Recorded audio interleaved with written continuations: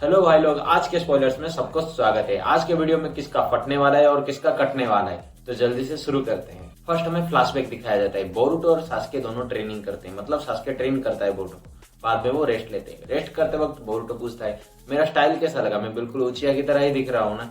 Sasuke बोलता है, मैं तुझे बहुत सारा टेक्निक और स्टाइल सब कुछ सिखा चुका हूँ। बोरुतो की तो बीच में बोलने की आदत है। वो बोलता है कि मैं मजाक नहीं कर रहा हूँ, मेरा शक्ल देखो, मैं मजाक नहीं कर रहा हूँ, मैं तुम्हारे अंडर ही ट्रेनिंग होना चाहता हूँ। सास्के बोलते हैं, हाँ तुम्हारे शक्ल से पता लग रहा है तुम मजाक नहीं कर रहे हो, बट तू जीनियस है और टैलेंटेड भी है। जो कुछ सिखाने के लायक था मैं सब कुछ तुझे सिखा चुका हूँ। इसका मतलब ये नहीं कि तेरा ट्रेनिंग खत्म हो गया है, तुझे एक्सपीरियंस करना है, तेरे मेंटल स्टेट और इस टेक्निक को मास्टर करना है। वो सब तुझ पे डिपेंड करता है, कितना जल्दी सीखता है और कितना लेट सीखता है। वैसे भी तू बिल्कुल नारुतो जैसा ही है। जैसे वो मुझे गलत रास्ते से सही रास्ते में लाया, मुझे सुधारा, मुझे सही रास्ता दिखाया, बिल्कुल वैसे ही तू करने वाला है। तेरे आंख में नारुतो जैसा ही दिख रहा है। अब समझा मैं शारदा तुझे क्यों बचाने के लिए बोल रहा था। वैसे भी मुझे अंदर से फीलिंग आ रहा है कि फिलहाल जो सब हो रहा है वो सब तुम और शारदा ही ठीक कर सकते हो। ये बात करते वक्त सास्के और बोरुतो कहीं जा रहे थे, मे बी रिटर्न हो रहे थे। ठीक उसी वक्त कोड सामने आ जाता है और सास्के सीधा बीच में आके उसके आंख को काट देता है। हाँ, कट गया है कोड का आंख। सास्के उनके आर्मी और उसको देख के समझ जाता है कि ये सही टाइम नहीं है। सास्के पूरा परफेक्टली जानता है कि बोरुतो अभी मास्टर नहीं किया है अपने टेक्निक को, और ये सही टाइम नहीं है इतने सारे आर्मी और कोड के खिलाफ लड़ने के लिए दोनों। वो बोरुतो का अकेला जाने के लिए बोलता है और शारदा का जिम्मेदारी भी देता है। बोरुतो नहीं जाने वाला था, वो नहीं छोड़ने वाला था, बस शारदा का जिम्मेदारी सुन के पीछे हुआ थोड़ा। सास्के अकेला ही वो लड़ने के लिए तैयार हो जाता है कोड और उसके आर्मी के साथ। अटैक करने से पहले कुछ लाइटनिंग इस्तेमाल किया था। एक ही तो हाथ है, अपने तलवार के जरिए लाइटनिंग इस्तेमाल करके डायरेक्टली अटैक कर दिया उसके आर्मी और कोड के अगेंस्ट। फिर प्रेजेंट टाइम में दिखा देता है जहां बोरुतो सास्के के सामने खड़ा होकर ये सब सोच रहा था। मतलब जो पेड़ बन के बड़ा है ना सास्के, वो वाला सास्के से। नेक्स्ट सीन में विलेज के अंदर दिखाते हैं। कुछ सीनों भी कोनोहामारू को लेके एक पेड़ दिखाते हैं जिसमें मोएगी कैद है, बिल्कुल सास्के की तरह। मतलब मोएगी एक बच्चा और एक माँ को बचाने के लिए सामने आ जाता है और वो डिवर करने की कोशिश करते हैं क्लोग्रिम्स। उसे देख के कोनोहामारू तो थोड़ा बहुत गुस्सा होता है और उनके साथ साथ इनो शिकाचो जो उनका टीम है ना, वो तीनों भी आके देखते हैं। वो तो टेंटेल को सीधा मारने की कोशिश करने वाले हैं। नेक्स्ट जो ऐसे गुस्से में है वो, मतलब चारों डिवाइन ट्री का जो क्लोन्स किसका है वो रिवील हो चुका है। वो लड़की जो है मोएगी है, दूसरा बग है, तीसरा सास्के और एक इसी की जैसा है, और मे भी वो सिनोवी है जो पहले दिखाया था। उन दोनों में थोड़ा कंफ्यूजन है। ये चारों जो थे डिवाइन ट्री, वहां पर मोएगी का क्लोन वो फील करता है डेस्पेयर। मोएगी का, कोनोहामारू, इनोशिका चोके, उन चारों का डेस्पेयर फील करता है। इसके बाद वो टकला जो शायद उनका लीडर है वो बोलता है कि हाँ, ये तो प्रूफ हो गया कि हमारा सेंसिटिविटी बढ़ रहा है और हम बायोलॉजिकली एक है, मतलब सेम है हम। बट जो तुम फील कर रहे हो वो मैं नहीं फील कर रहा हूँ। हम चारों डिवाइन ट्री है, एक ही जगह से आए, बट हम सबका सोच और फीलिंग अलग अलग है।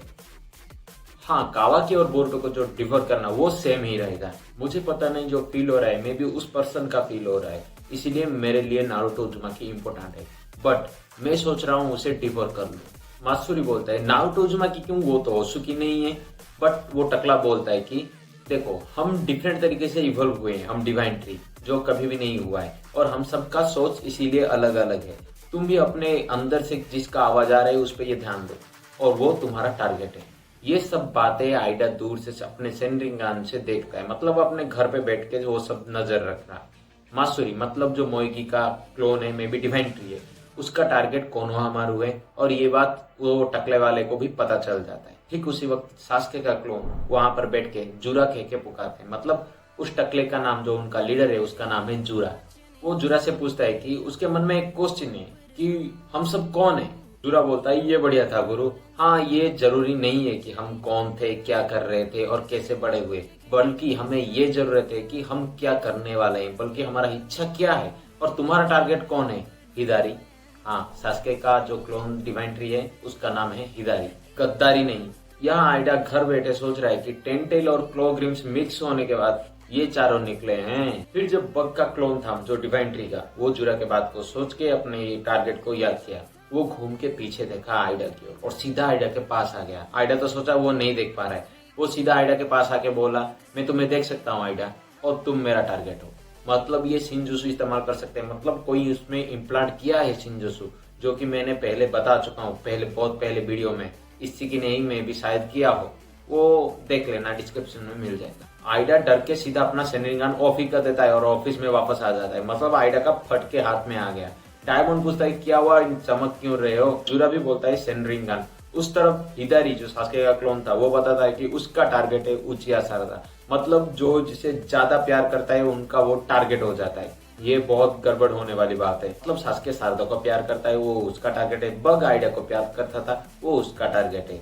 जो क्लोन में भी जो सिनोबी बना था उनका सब मसीहा होकागे जो नारुतो थे वो मिसिंग है, इसीलिए वो इम्पोर्टेंट है और इसीलिए जूरा का टारगेट नारुतो ही बन गया। और मोइगी का तो पता है उसका टीम और कोनोहामारू है, इसीलिए उसका टारगेट कोनोहामारू बन गया। नेक्स्ट पैनल में सुट्टेबाज आमाडा और सुमिरे को दिखाता है। वो अभी भी सिगरेट लेकर बैठा है। वो सुमिरे को बताता है कि बोरुटो विलेज में वापस आ चुका है। वो 3 साल से नहीं आया और सुनने को आया है कि वो विलेज को बचाया कोड रूल्स के आर्मी से। अभी भी विलेज उससे चेस कर रहा है, मतलब कोनोहा से वो अभी भी भाग रहा है। अमाडो सोच रहा है कि वो जो आकेबी का डाटा था वो कावाकी के कर्मा में रिस्टोर कर चुका है। बाकी बचा है वो क्लोन, किसी क्लोन में बस एनग्राव कर दे और बाकी वो लड़की खुद ब खुद आ जाएगी। मेरे पूछता है तुम्हें कोई परवाह नहीं है कि अब बोरुटो मरने वाला है तुम्हारे बेटे के लिए। अमाडो कहता है वो इंतजार कर रहा है बोरुटो का और उसी ने ही कारा क्लान से उसे छुड़ाया था, मतलब भागने में हेल्प किया था। कासिन को जिसे मिला ताकि इशिकी को डिफीट कर सके।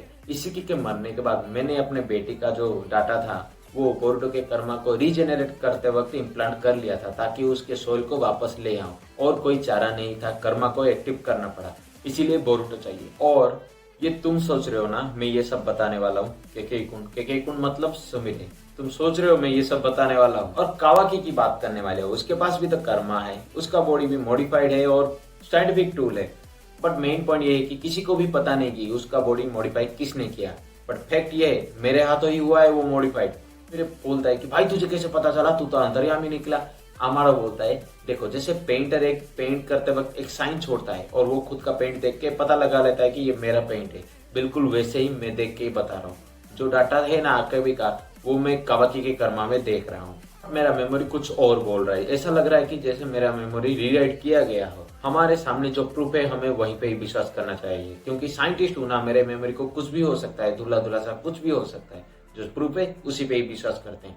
मुझे लेना देना नहीं है किसने रीराइट किया, क्या हुआ क्या नहीं। मुझे बस मैटर करता है कि मुझे जो कर्मा चाहिए वो बोरुटो का नहीं है, फिलहाल वो कावाकी के पास है।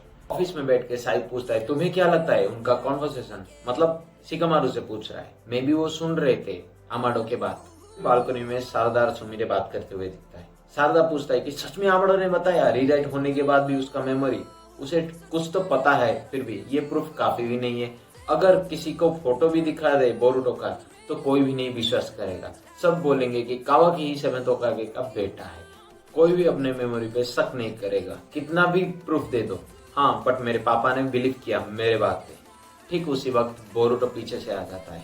बोरुटो बोलता है सास्के नहीं, मेरा मास्टर मुझ पे भरोसा किया है, उनके मेमोरी को डाउट नहीं कर सकता क्योंकि उन्होंने मेरे लिए अपना जान दिया है। बोरुटो को देख के शारदा भागते हुए आके एक बड़ा सा झपकी मतलब हग कर लेता है। तुम बहुत लेट हो गए हो बोरुटो। इस चैप्टर में बहुत सारे नोटिस करने वाली बात है। उनमें से एक है कि शिकामारू का स्टोन फेस नहीं है 3 साल होकागे होने के बाद भी। इतना ही नहीं, बहुत सारे इंटरेस्टिंग वीडियो आने वाला है। जैसे ये चारों डिवेंट्री है ना, सेनरिंगान को देख सकते हैं, मतलब शिनजुत्सु इस्तेमाल कर सकते हैं। का ताकत कहाँ तक है, मतलब क्या वो भी फ्लाइंग राइजिन जैसे मूव कर सकते हैं। देखो वो फिलहाल आइडा के सेनरिंगान को देख के पास आ गया तो मूव भी कर सकते हैं। रिनिगान जो है उनके पास आने से पहले सब्सक्राइब जरूर कर लेना और वीडियो कैसा लगा और क्वेश्चन क्या है वो सब कमेंट करके जरूर बताना। और इंटरेस्टिंग वीडियो आने वाला है, तब तक के लिए